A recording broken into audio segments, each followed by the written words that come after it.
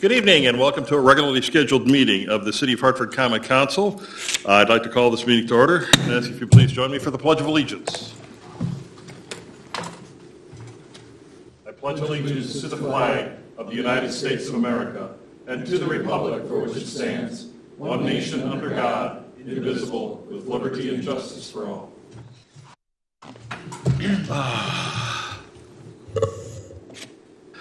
Thank you very much. We now have roll call. Shannon? The mayor and all alderpersons are present except Alderperson Garza, Alderperson Carroll, and Alderperson Kohler, who are absent and excused. Oh, look, we got a quorum. Okay, we have before us a unanimous consent agenda. Move for approval. Move for approval by President Rusniak, second by Alderperson Turchi. Motion by Alderperson Rusniak, seconded by Alderperson Turchi, approving the Common Council minutes of June 27, 2023. Any comments, questions, concerns? Hearing none, all those in favor signify by saying aye. Aye. Opposed, no. Motion carried. Thank you. Next, communication. Shannon. I have nothing tonight, Mayor. Okay. At this time, we have appearances and citizen comments. Anybody wishing from the city to come up and address the council is more than welcome to do so. All you do is come up to the podium, state your name and address, and you get 3 glorious minutes. Asking second time. Third time's a charm. Okay, with that, we go into Mayor's report. I just want to remind everybody of the wonderful thing that we have coming up tomorrow from, I believe it's 10 a.m. until 8 p.m., our shopping spree that we have every year. So please shop local. We've got live music, all sorts of entertainment coming downtown. And from what I understand, we're even doing a Harley thing, correct? Where bikes are going to have special parking on Main Street, I heard. Yep, on the north side of Main Street. We invite all motorcyclists to join us for the kickoff of the 120th anniversary of Harley-Davidson going on this weekend. And there'll be a live band and beverages. See, we can cooperate. Look at that. So yeah, it'll be a great time. So if you're in town, and I certainly hope you are, take advantage of our Maxwell Street Days, which we do every year, put on by our wonderful Hartford Area Chamber of Commerce and the Business Improvement District. I know WTKM will be there. I think they start at 10 o'clock. So our wonderful folks at WTKM will be giving us a live broadcast from downtown as well. A good time will be had by all. So with that, we go to aldermanic requests. President Rusniak. Nothing tonight, sir. Okay, Alderperson Webb. Nothing tonight. Okay, Alderperson Reagan. Nothing tonight, Mayor. Alderperson Savage. Alderperson Turchi. Alderperson Fulop.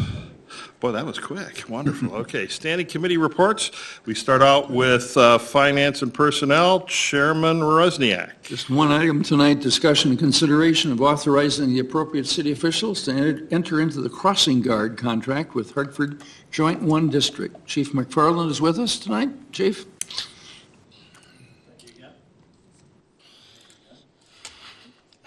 Are you on? There we go. Thank you again. This is, as I mentioned, an extension of the previous 6-year contract. Language is nearly identical. Corp Counsel has taken a look at it and had any questions that he had answered. It's a 50-50 split. And last year we budgeted approximately, I know it doesn't say it in here, about $14,000 and came in at $11,900. So it typically falls below what we budget in there. Questions or comments for Chief McFarland? If not, back to you, Mayor. Thank you very much. Looking for approval of the crossing guard contract. Alderperson Webb, second by Alderperson Fulop. Motion by Alderperson Webb, seconded by Alderperson Fulop, authorizing the appropriate city officials to enter into the crossing guard contract with the Hartford Joint 1 District.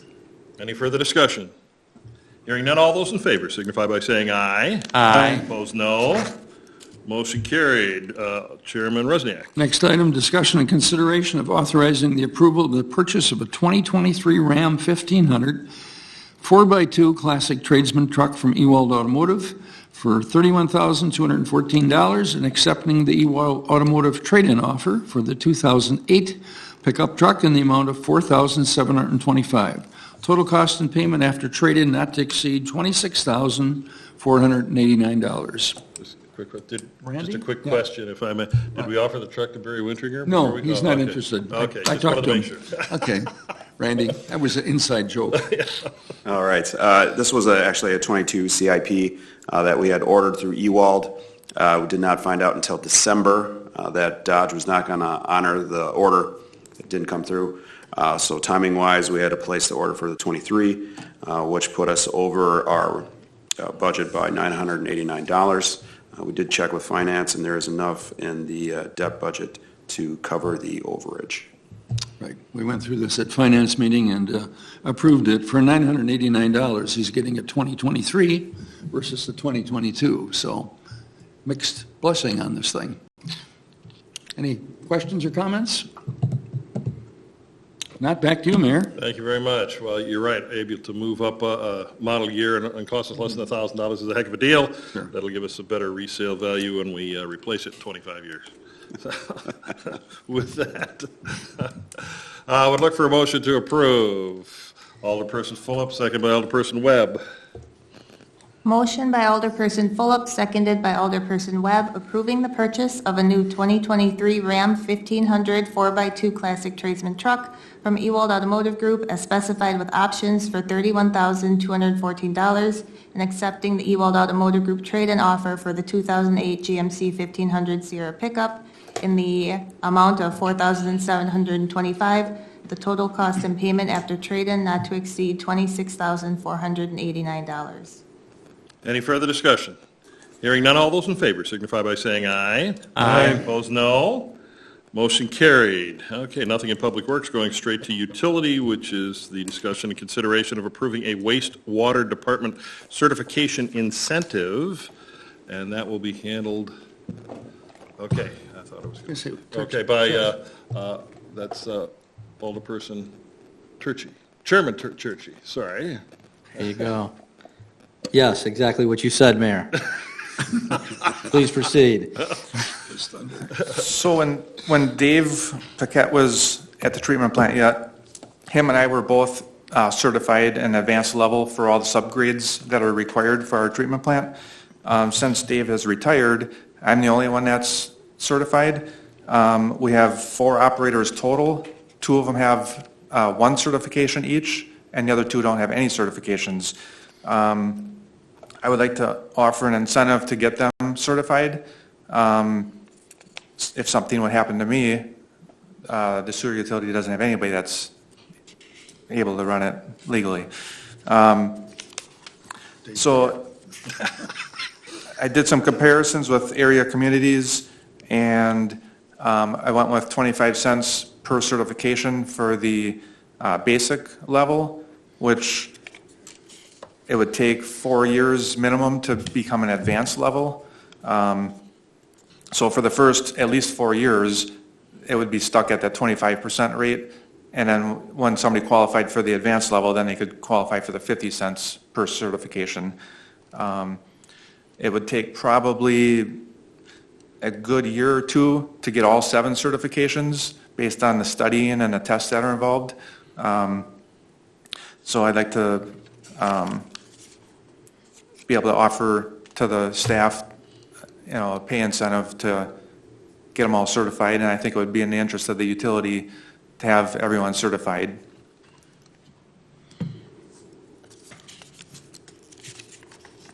Any questions or comments? Go ahead. Yeah, Jeff, I think you made a good comment during the meeting.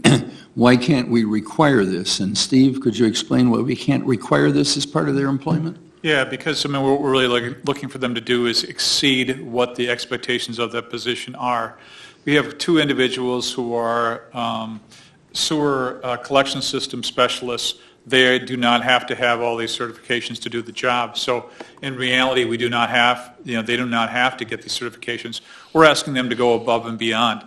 At least 1 or 2 people to basically go above and beyond so that, again, in the event that Dan is not able to fulfill his duties as Miss America, we have a second in command. So that's a joke, by the way. I believe we Weak but Humor is covered. difficult, right. Crowd. Right. And So we covered this during the utility committee meeting. It was unanimously approved. I think it's a great idea. Sure. Back to you, Mayor. Thank you very much. Dan, I would like in writing a promise that nothing will happen to you in the intervening 2.5 years while we're waiting for these certifications. Unless he wins the lottery tomorrow night. Yeah. If you win the lottery, If you're I win the gone. lottery, We'll bring Paquette we'll think back. about it. We'll bring Dave back. Thank you. Oh, Alderperson Fulham. So let me understand this. So we give them 25 cents each an hour? Correct, per if they- certification. If they get certified? Yeah. And that's the 490, or is my math not adding up? If I got The two guys? 492 is for the 2 people that we currently have certified. They each have 1 certification, and that would be for the remainder of this year. Okay, but then after that, we give them 25 cents, it's 50 cents, it's $1,000 a year after that as an incremental pay Potentially. to the budget. Yep. Okay. Thank you, Mayor. You bet. Okay, well, yes. Were you moving to approve? No, I wasn't. Oh, okay. Motion to approve by Alderperson Webb, second by Alderperson Reagan. Motion by Alderperson Webb, seconded by Alderperson Reagan, approving the wastewater department certification incentive. Any further discussion? Hearing none, all those in favor signify by saying aye. Aye. Opposed, no. Motion carried. Super. We are now on to resolutions and possible action. Resolution 3650, resolution approving the 2024 budget policies. That goes to our city administrator, Steve Volkert. Yeah, so welcome to budget season. This is the first thing you'll be doing. You'll have 2 more things that you'll be a part of when it comes to the budget process. The next one will be the CIP budget, which you'll be reviewing in the month of September. And then we'll have 2 views of the operational budget. That's the Fund 100 budget, which will be coming out in October and then again in November for the final vote. So prior to that, we talked about policies, and this policies is put together and is basically a cut and paste from previous years. We update it as needed from year to year, but it basically gives direction to from the council to the staff on what you're looking for in your next capital budget, and debt budget, and operational budget. So these are the pieces that help to guide the staff with that. The only part to this that I would say is going to be greatly in question as we move forward is the debt management policy. We have tried to always keep our debt at about a $3 million per year level. However, I don't have to tell most of you that do any purchasing of major items right now, or if you ever had to build a street right now, our costs are easily doubling on a lot of these items. And so when we present the CIP budget, which will talk about the general obligation debt, so like a borrowing in your mortgage is kind of a general obligation. We do this for 10 years. All of our debt is 10 years unless we're doing a building project like the library, the city council, our city hall renovation, the rec center. These are all 20 years. But for most everything else, it's 10 years. So no matter if we're purchasing a fire truck or if we're purchasing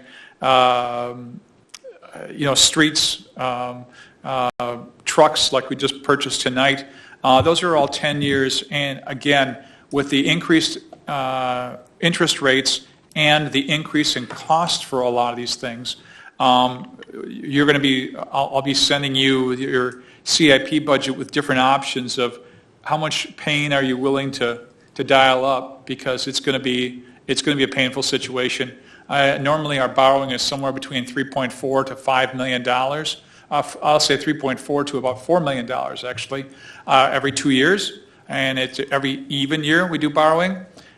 This preliminary first blush at the capital plan has it closer to $5 to $7 million to do basically the same amount of work that we've done in the past. 2 major street projects every year, maybe a third remedial street project, which is like a mill and overlay without doing any infrastructure, no pulling up of terraces, things like that. But again, everything that we're dealing with, from purchasing squad cars to trucks to everything else, has dramatically gone up. Again, I just prepare you for that. But you gotten a chance to look at this total budget policy, so I'll take any questions that you have. I do have one point. In looking at the first, or the area under programmatic policies, long-term commitments, item number 16, I would like to suggest an addition. I don't know if that actually has to be voted on. I would have the City of Hartford commits, this is in the middle of the paragraph 16, that the City of Hartford commits itself to the transition of Hartford Fire and Rescue operations from a paid-on-call emergency service to a full-time fire and rescue staff. I would like the words added, as we approach 20,000 population. I can do that. Because we have, and I'm very proud of what has been done with we have the #1 rated paid-on-call fire department in the entire state. It's absolutely phenomenal what we've been able to do. This is one of the reasons why, when you compare us to other cities that have full-time fire departments, the tax differential often is the fire department, because if they have full-time and we have paid-on-call, it saves the taxpayers a phenomenal amount of money, and I don't believe we're sacrificing any service quality. We do realize, though, that when it comes to paramedics, they would be full-time, and we're bringing on full-time paramedics. But that's just the paramedic portion. Because this says police and fire, I want to make sure that we're in a population area that could support the taxes it takes to keep a full-time fire department. Versus the phenomenal paid-on-call fire department we currently have. And that's the reasoning I have for putting that in. So thank you. Any other questions, comments? Yeah, this is essentially the same as last year, except updating, right? This is the same direction that you provided last year as far as policy. Yeah, and this pull is your your, microphone. and this is your opportunity to change it or revise it or I whatever. like what you did last year, I'm good. What's that? I says I like what you did last year, so that's good. Okay.